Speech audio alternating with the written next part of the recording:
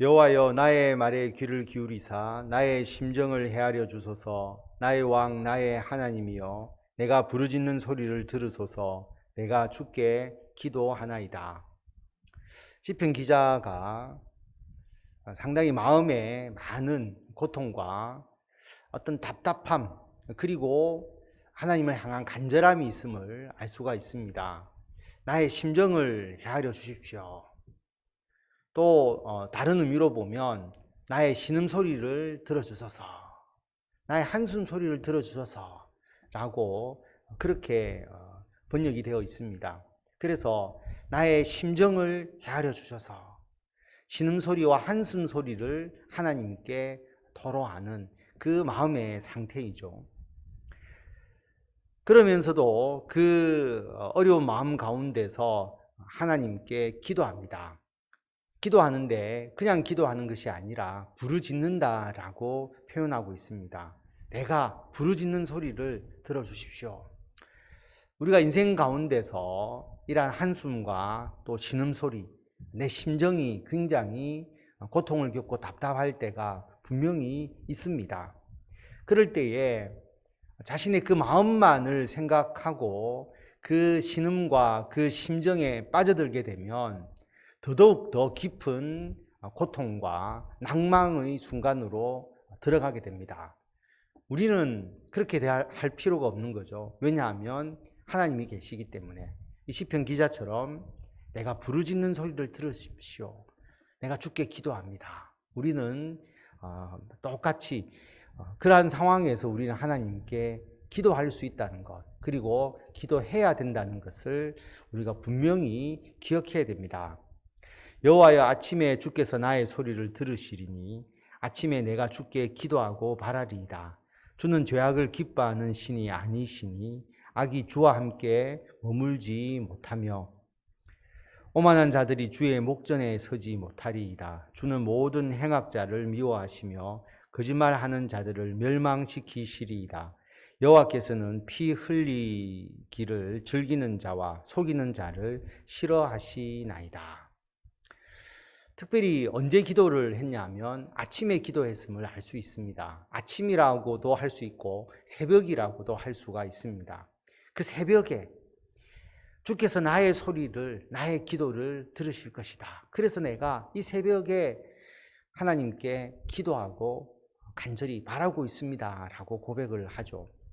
왜 아침일까? 왜 새벽일까 생각해 보면, 여러분, 하루의 모든 일과를 마무리하면서 기도하는 것도 물론 의미가 있겠지만 하루의 맨 처음 우리가 마치 첫 열매를 드리듯이 시간의 맨 처음의 시간을 하나님께 드린다라고 하는 것, 하나님과 함께 한다는 것은 당연히 의미가 있잖아요. 그리고 우리가 하루 종일 살아가다 보면 이 세상의 여러 가지 풍파에도 휩쓸리고 또 우리 세상도 하루 종일 사람들이 분주하게 막 움직이는 그러한 하루를 지나고 나면 마치 세상이 오염된 것 같은 느낌, 세상에 어떤 더러움이 막 피어오른 것 같은 느낌이 있지 않습니까? 그런데 새벽은 그 모든 것이 정결하게 되어서 다시 시작하는 느낌, 컴퓨터로 보면 리셋해서 다시 처음부터 시작하는 느낌을 가질 수 있는 게 새벽이니까 그 새벽에 하나님께 기도하고 하나님께 간절하게 나의 소원과 나의 마음을 토로하는 그것의 의미가 있음을 우리가 여기서 알 수가 있는 것이죠. 시편 기자도 이 새벽에 하나님께 기도했습니다. 하나님은 죄악을 기뻐하지 아니하시죠. 그래서 악이 하나님과 함께 하지 않습니다. 그렇기 때문에 그 당시에 행했던 모든 악, 오만함, 교만, 그리고 악을 행하는 것, 행악자, 그리고 거짓말하는, 위증하고 자기의 이익을 위해서 다른 사람에게 해를 끼치는 거잖아요. 그래서 거짓말하는 것, 그 다음에 피 흘리는 것, 압제하고 다른 사람을 핍박하고 착취하고 해를 끼치는 것, 속이는 것, 속여서 자기의 유익을 취하는 거잖아요. 그래서 이러한 것은 하나님과 함께 할 수 없다라고 분명하게 선언하고 있습니다. 그런데 하나님을 믿는 시편 기자는, 그리고 우리들은 이러한 행악자들과 함께 하지 않죠. 그 길을 가지 않습니다. 우리는 어떠한 길을 가느냐 하면 오직 나는 주의 풍성한 사랑을 힘입어 주의 집에 들어가 주를 경외함으로 성전을 향하여 예배하리이다. 여호와여 나의 원수들로 말미암아 주의 의로 나를 인도하시고 주의 길을 내 목전에 곧게 하소서. 나는 그 행악자의 길을 가지 않고 하나님께 예배한다라고 하는 거죠. 우리들은 하나님께 예배하는 삶을 삽니다. 그런데 이 예배가 나의 의지와 나의 힘으로 하는 것이 아니라 오직 나는 주의 풍성한 사랑을 힘입어 하나님의 사랑을 힘입어서 하나님의 성전에서 또 성전을 향해서 예배 드릴 수 있다라고 하는 것이죠. 왜 그렇겠습니까?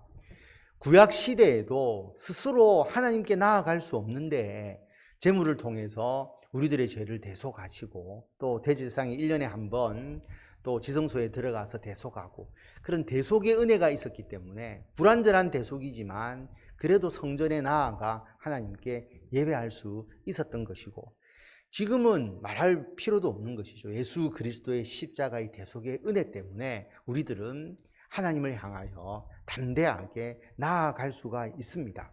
그래서 우리들의 삶은 예배의 삶이고 주의 집에 들어가 주를 경외함으로 성전을 향하여 예배하는 삶이 바로 우리들의 삶이다라고 하는 것입니다. 이렇게 우리가 살아갈 때에 하나님께서 그 악을 행하는 원수들과 우리들의 삶을 차별해서 볼 수밖에 없으시지 않습니까? 그렇기 때문에 주의 의로 나를 인도하시고 주의 길을 내 목전에서 곧게 하소서.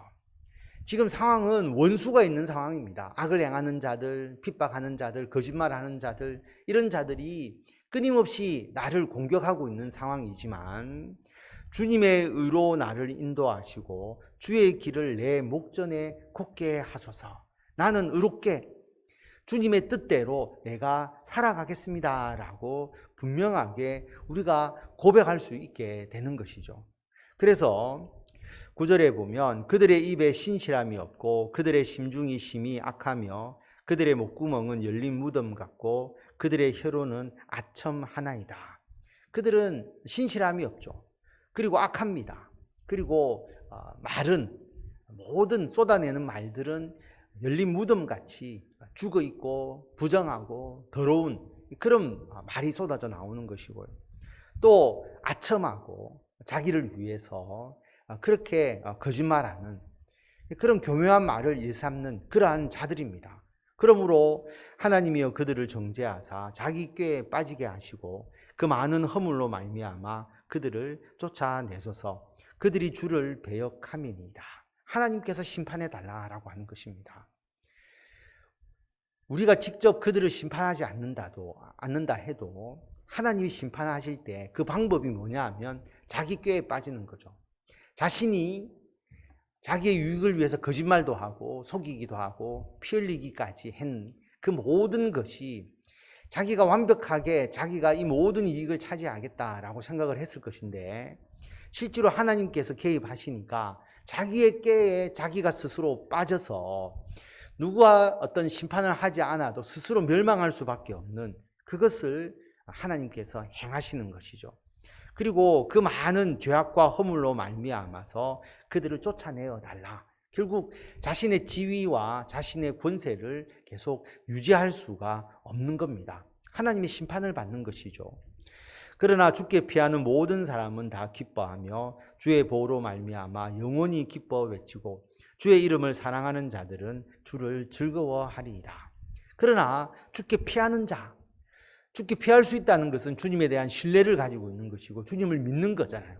그리고 성전을 향하여 예배할 수 있고 그리고 하나님께 기도할 수 있는 자, 하나님을 믿기 때문입니다. 하나님을 의지하고 신뢰하며 나아가는 자는 하나님께서 보호해 주시는 겁니다. 보호해 주시니까 안전한 삶을 살아가게 되죠. 평안하게 되죠. 그러니까 기쁨이 넘치게 된다. 주께 피하는 모든 사람은 기뻐합니다. 보호로 말미암아 영원히 기뻐합니다. 그리고 주의 이름을 사랑하는 자들은 주님을 즐거워하게 된다라고 그렇게 말합니다.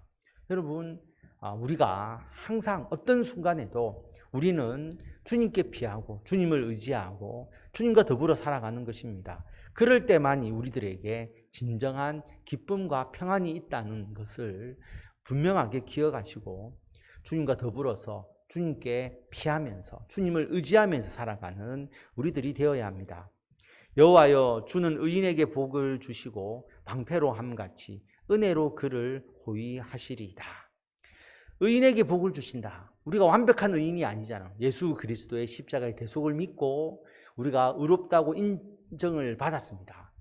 그것으로 끝나는 게 아니죠. 그 은혜를 받으니까 우리들의 삶이 행악자들과 같지 아니하고 의로운 자로서 우리가 점차 성화되어면서 나아가잖아요.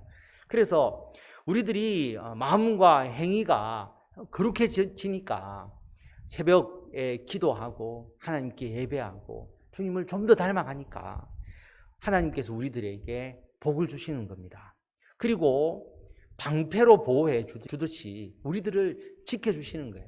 무엇으로 지켜주시느냐? 은혜로 우리들을 지켜주십니다. 하나님께서 우리들에게 은총을 주시고 우리들의 행위의 대가가 아니라 우리들을 위해서 하늘에서 하나님께서 은총으로 은혜로 아무 대가 없이 우리들에게 복을 주시니까 그 복을 받으면서 우리가 평안을 누리게 되고 우리가 기쁨이 넘쳐나게 된다라고 하는 것.